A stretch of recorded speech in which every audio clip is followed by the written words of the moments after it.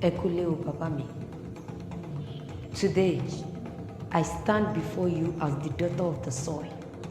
Omo Yoruba, Omo Onitan. They said the power of words flows in our blood.